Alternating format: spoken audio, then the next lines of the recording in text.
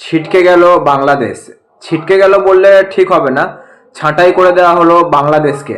ICC বাংলাদেশকে out করে দিল। হ্যাঁ বন্ধুরা, ঠিকই শুনছো। আইসিসি ওয়ার্ল্ড কাপ 2026 যে টি-20 বিশ্বকাপ সামনের ফেব্রুয়ারি মাসের 7 তারিখ থেকে হতে চলেছে, সেই বিশ্বকাপ থেকে আইসিসি সম্পূর্ণভাবে বাংলাদেশকে ছাঁটাই করে দিয়েছে এবং ব্যান করা হতে পারে বাংলাদেশকে।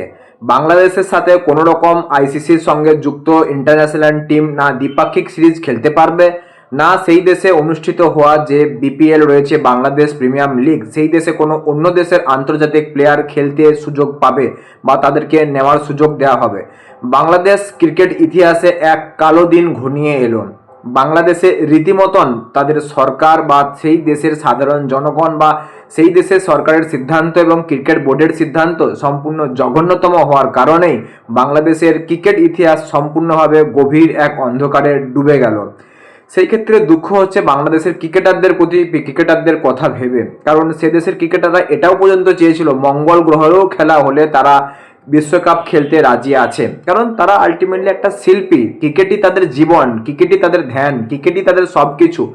বাট সেই ক্রিকেটারদের জীবন থেকে বাংলাদেশের সরকার কেড়ে নিল সেই ক্রিকেটকে। হ্যাঁ অবশ্যই কিছু বাংলাদেশের মানুষজন বলবে আমরা বিশ্বকাপ বয়কট করেছি, যাব না, আমাদের দেশের লাভ তাতে।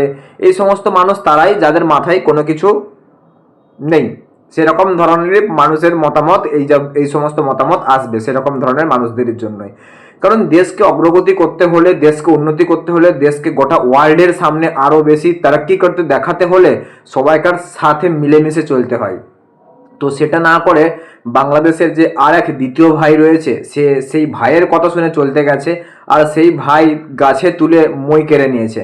কারণ সে ভাই পাকিস্তান কিন্তু ঠিকই বিশ্বকাপ খেলবে, পাকিস্তান বিশ্বকাপ বয়কট করার মতন দেশ নয়। কারণ তারা জানে তারা যদি বিশ্বকাপ বয়কট করে তাদেরকে আর্থিক জরিমানা দিতে হবে এবং তাদেরকে আইসিসির কাছে শাস্তি পেতে হবে, যেইটা সেই দেশের ক্ষেত্রে খুবই ক্ষতি, সেই দেশের ক্রিকেটের জন্য অবশ্যই ক্ষতি। কিন্তু বাংলাদেশ মূর্খ, সেটা বুঝলো না। সেই পাকিস্তানের কথায় নাচতে নাচতে বিশ্বকাপ টি-20 বয়কট করলো। তো যাই হোক, শেষ পর্যন্ত ভালোই হয়েছে।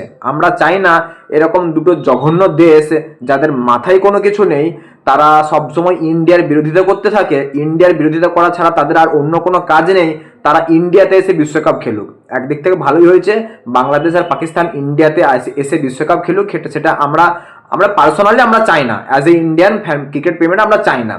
তাও ঠিক আছে, তাদের ক্রিকেটারদের কথা ভেবে খারাপ লাগছে বিষয়টা, যে তারা খেলতে আসতো। বিশ্বকাপ একটা ছোটোখাটো তো বিষয় নয়, আইসিসি টুর্নামেন্ট বিশ্বকাপ একটা কারোর জীবনের স্বপ্ন থাকে, কেউ জিততে পারে না। তো সেই স্বপ্নে বাংলাদেশের সরকার সেই বাংলাদেশ ক্রিকেটারদের স্বপ্নে জল ঢেলে দিল রীতিমতো। তো যাই হোক, যারা ক্রিকেট প্রেমী রয়েছে তারা অবশ্যই ক্রিকেট দেখবে। বাংলাদেশ ছাড়া ক্রিকেট হচ্ছে এই প্রথমবার মানে বিশ্বকাপ হচ্ছে বাংলাদেশ ছাড়া। তো তার জায়গায় স্কটল্যান্ড সুযোগ পেয়েছে, এমনকি গ্রুপ স্টেজেও চেঞ্জ হয়ে গেছে। বাংলাদেশের জায়গায় স্কটল্যান্ডের নামও ঘোষিত হয়ে গেছে। অফিসিয়ালিভাবে বাংলাদেশকে আইসিসি আউট করে দিল টি-20 বিশ্বকাপ 2026 থেকে। তো বন্ধুরা, এই যে বিষয়টা হলো, অবশ্যই তোমরা তোমাদের মতামত কমেন্ট বক্সে কমেন্ট করে জানাবে। আর হ্যাঁ, আরেকটা কথা বলে রাখি এখানেতে, বাংলাদেশের যে সমস্ত ক্রিকেটাররা ছিলেন তাদের ক্ষেত্রে বিষয়টা খুবই খারাপ লাগছে। হঠাৎ করে এই মুহূর্তে এসে এই সিচুয়েশনেতে এটা করা বাংলাদেশের বা ক্রিকেট বোর্ডের একদমই উচিত হয়নি। ঠিক আছে, মুস্তাফিজুর রহমানের অ্যাকচুয়ালি বিষয়টা কী কারণে হয়েছে? অ্যাকচুয়ালি বিষয়টা হওয়ার কারণ হচ্ছে আইপিএলে মুস্তাফিজুর রহমানকে বাদ দেওয়ার কারণে। মুস্তাফিজুর রহমানকে যে বাদ দেওয়া হয়েছে সেটা আইপিএল, সেটা একটা কর্পোরেট লিগ, সেটা একটা সাধারণ দেশের মধ্যে থাকা একটা লিগ, সেটা আইসিসির কোনো ইভেন্ট নয়। এটা তাদেরকে ভাবা উচিত ছিল। আর মুস্তাফিজুর রহমানকে যে বাদ দিয়েছে, ইন্ডিয়া ইচ্ছা করে বাদ দেয়নি, কারণ এর আগে বাংলাদেশের অনেক প্লেয়ারই আইপিএলে খেলেছে।